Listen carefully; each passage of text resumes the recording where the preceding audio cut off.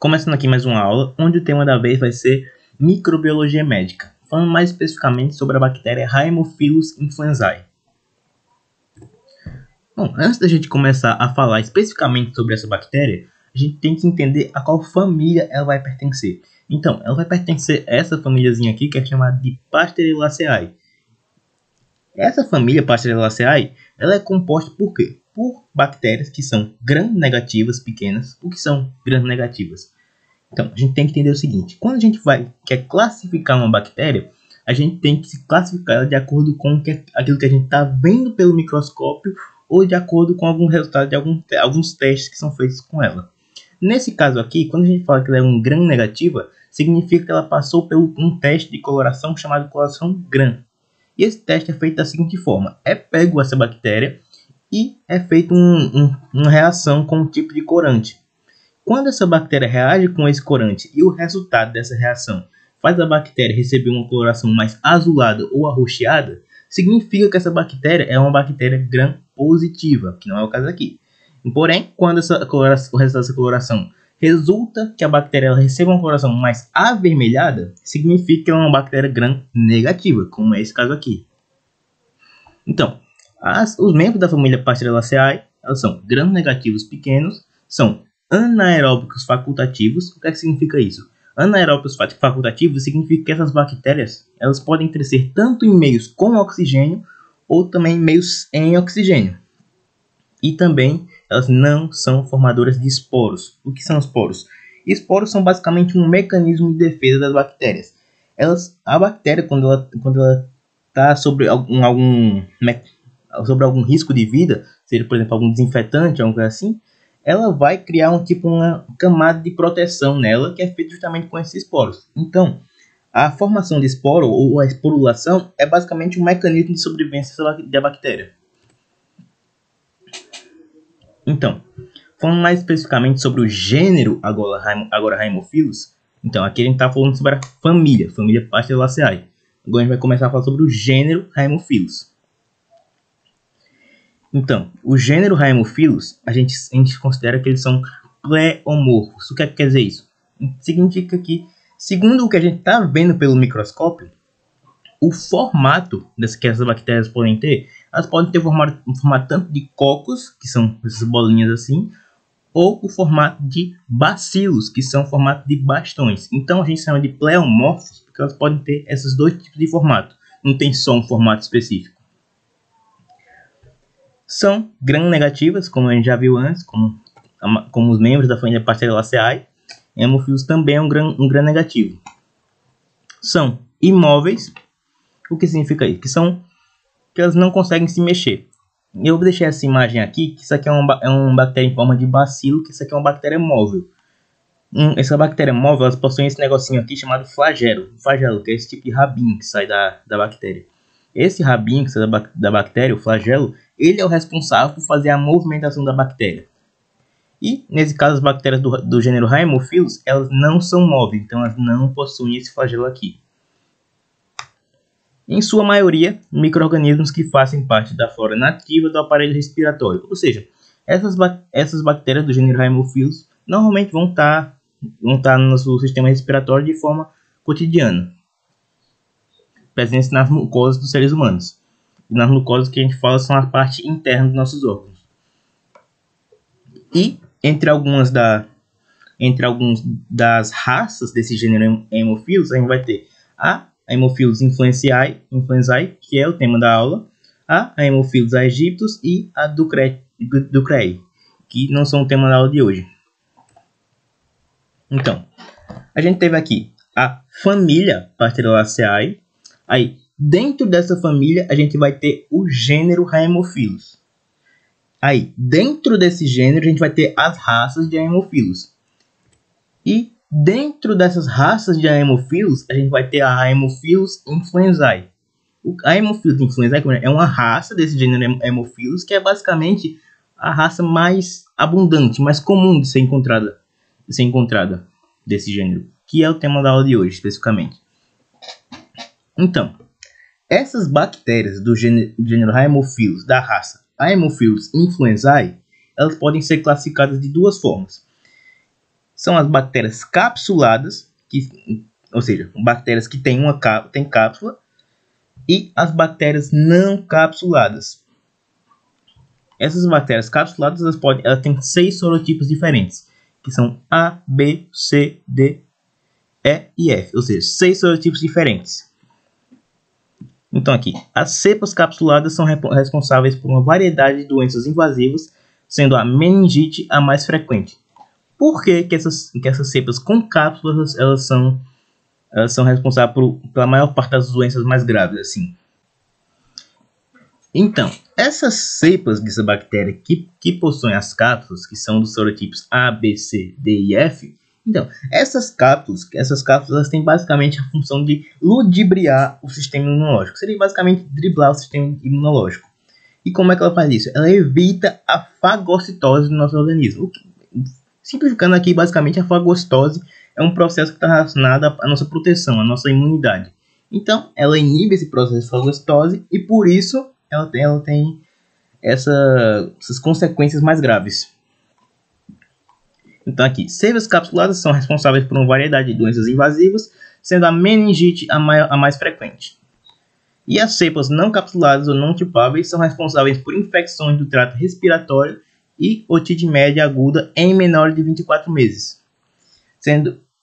Sendo o mais frequente dessa tipo capsulado aqui, o mais frequente e mais virulento é o Haemophilus influenzae do tipo B. Ou seja, resumindo aqui, dentro dessa bactéria aqui, Haemophilus influenzae, que é do gênero Haemophilus e da família Pasteurolaceae, a gente vai ter a Haemophilus que tem cápsulas e a Haemophilus que não tem cápsulas. Dentro desses Haemophilus influenzae que tem cápsulas, a gente vai ter o sorotipo A, B, C, D, E e F. E dentro desses 6 sorotipos, o mais grave vai ser a Haemophilus influenzae do tipo B, ou seja, a Haemophilus influenzae capsulada do serotipo B. Então, eu deixei essa tabela aqui do Murray, do livro, que é basicamente para vocês verem alguns tipos de Haemophilus e as doenças as enfermidades que eles vão causar. Então aqui, como o vídeo de hoje é sobre a Haemophilus influenzae, a gente vê aqui que as enfermidades fundamentais desse tipo de bactéria são a pneumonia, sinusite, otite, meningite, epiglotite, celulite e bactericemia. Então a gente vai falar um pouquinho aqui mais especificamente de cada uma delas agora. Então, falando agora sobre a meningite. O que é a meningite? A meningite é basicamente uma inflamação na área das meninges. Nas meninges, que são a nossa proteção no nosso sistema nervoso central. E ela é causada pela Haemophilus influenzae do tipo B. É uma enfermidade de sua maior parte pediátrica, ou seja, vai afetar crianças e jovens, porém, em sua maioria vão ser crianças de menos de 5 anos. A disseminação da bactéria vai a partir da nasofaringe, ou seja, vai começar a infecção, vai começar pela nasofaringe, que é aqui a parte superior da faringe, e vai se estendendo até os órgãos vizinhos. E, no ponto de vista clínico, apenas na parte clínica, nos exames, na anamnese, não tem como distinguir esse tipo de meningite de outros tipos de meningite bacteriosa. Não tem como diferenciar se é uma meningite causada pela Haemophilus ou, por exemplo, pela Neisseria. Não tem como diferenciar nesse caso. Aí, como é que vai começar esse caso? Ele vai começar pelo quadro respiratório leve de vias altas, ou seja, um quadro respiratório de faringe, epiglote e laringe, que são casos respiratórios bem leves. E depois de cerca de 3 dias, vai evoluir para os sintomas característicos de meningite, que são a febre, rigidez no pescoço, sonolência, vômitos, dor nas articulações, em alguns casos, manchas no corpo, dor de cabeça, epilepsia e sensibilidade à luz. Então, na meningite por Haemophilus influenzae do tipo B, vai começar com um quadro respiratório leve de vias altas e depois de 3 dias vai evoluir para os sintomas clássicos de uma meningite. Agora falando sobre a epiglotite. A epiglotite nada mais é que uma inflamação grave na epiglote. Também ela vai ser causada pela Haemophilus influenzae tipo B e é caracterizada por faringite, que é uma inflamação na faringe, febre e dificuldade respiratória. E, em casos mais graves, a obstrução completa do aparato respiratório. Por que essa obstrução completa? Porque a epiglote ela nada mais é uma estrutura cartilaginosa do nosso sistema, tanto do nosso sistema digestivo quanto do nosso sistema respiratório, que ele vai garantir que o alimento ele siga o caminho certo. Então, por exemplo, a gente sabe que vai entrar oxigênio tanto pelo nariz, tanto pela boca. Então, quando a gente, por exemplo, está mastigando aqui, essa epiglote é responsável, é tipo uma válvulazinha que ela vai se abrir e fechar, e ela é responsável por não entrar alimento dentro do nosso trato respiratório. Então, se ocorre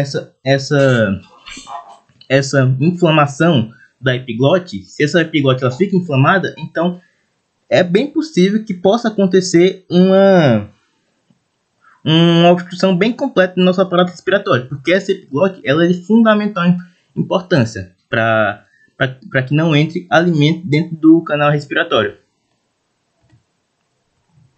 Otite e sinusite. É causada por cepas não encapsuladas da Haemophilus influenzae, ou seja, é causada aqui pelas cepas não capsuladas ou não tipáveis, ou seja, as cepas que não possuem cápsulas. E otite nada mais é que as infecções no ouvido, todos os tipos de infecções no ouvido vão ser chamadas de otite. Vai ter otite média, otite externa, otite interna, mas não é o tema dessa aula aqui. Inflamação das mucosas dos seios das faces, que é a sinusite. Sinusite esses aqui são os seios das faces, seio esfenoidal, seio maxilar. E quando esses seios têm essa inflamação, a mucosa desses seios tem essa inflamação, a gente chama de sinusite. E aqui, basicamente todas as cepas não encapsuladas da Haemophilus influenzae, ou seja, inclusive essas cepas que causam otite e sinusite, elas são patógenos oportunistas. O que são patógenos oportunistas? São basicamente aqueles patógenos que vão agir quando o paciente ele já tem algum tipo de imunidade meio baixa. Ou seja, essas cepas sem cápsula elas vão ser mais infrequentes em pacientes que têm uma função pulmonar normal. Ela vai ser mais comum em pacientes que já tenham essa função pulmonar um pouco deteriorada ou por pacientes com DPOC, que seria doença pulmonar obstrutiva crônica. Falando então sobre a celulite. Celulite nada mais é que se caracteriza como um acúmulo de gordura que vai embaixo da nossa pele. E nesse caso aqui da celulite causada pela Haemophilus influenzae, vai ser uma celulite bacteriana que vai ser caracterizada pelo desenvolvimento de placas de gordura com coloração vermelho-azulada na face lateral da boca, nas bochechas, ou nas áreas periorbitais, como aqui nesse caso, que você vê o acúmulo dessas placas na região em volta dos olhos. E essa celulite vai estar acompanhada normalmente de algum tipo de febre. Uma febre pode ser alta, pode ser baixa também, pode ser média também. Artrite são casos mais raros aqui quando acontece artrite, mas a artrite nada mais é que uma infecção de alguma articulação grande secundária à disseminação da bactéria Haemophilus influenzae do tipo B. Ou seja, vai ter lá, enquanto estiver acontecendo a disseminação da Haemophilus influenzae do tipo B pelo nosso corpo, essa infecção ela vai atingir alguma articulação grande, por exemplo, a articulação do cotovelo, o joelho. E são casos raros que acontecem em crianças mais velhas e adultos, e é raro também acontecer em pacientes imunocomprometidos e pacientes com danos articulares prévios. Ou seja, se a pessoa já tem artrite em alguma parte do corpo, é mais difícil essa artrite bacteriana acontecer com ela. Então, se a pessoa for uma pessoa saudável e for infectada pela Haemophilus influenzae do tipo B, a chance dela ter essa artrite, se ela não tiver artrite anteriormente, é mais alta do que alguma pessoa que tinha artrite posteriormente. Então, a transmissão dessas bactérias aqui é feita basicamente por secreções respiratórias, ou seja, tosse, espirros, todos os excrementos do nosso sistema respiratório podem transmitir essa bactéria. E a debilidade do trato respiratório, que pode ser proveniente de clima extremamente seco, ou seja, durante as épocas que o clima está mais seco, o nosso trato respiratório ele pode ficar um pouco mais debilitado. E quando o nosso trato respiratório ele fica um pouco debilitado, é aí que vão entrar as Haemophilus influenzae não capsuladas, porque como eu já falei antes, essas não capsuladas elas são patógenos oportunistas. Elas vão atacar quando tem algum problema no nosso sistema respiratório, como quando tem alguma deficiência. E por último aqui, falando sobre a vacina da Haemophilus influenzae do tipo B. Então, basicamente essa é uma vacina que é dada para crianças a partir dos 2 meses até os 5 anos de idade, ou seja, qualquer parte desse período de tempo. E pode ser dada em 3 doses, aos 2, 4 e 6 meses de idade. E com crianças maiores de 5 anos que não estão vacinadas. Essas crianças que não estão vacinadas com mais de 5 anos, obviamente, vão estar correndo um risco maior de contrair algum tipo das enfermidades que foram citadas atualmente. Então, por essa Haemophilus influenzae tipo B ser um causador de enfermidades muito graves, então, obviamente, tem que ter essa vacina. A vacina é uma necessidade para que esse número de casos não aumente muito. E é uma vacina inativada, ou seja, depois que tomou essa vacina, não tem mais como sofrer esses tipos de enfermidades derivadas dessa bactéria. Então, se você gostou do vídeo, é só deixar o like aqui embaixo e recomendá-lo para alguém. Até a próxima.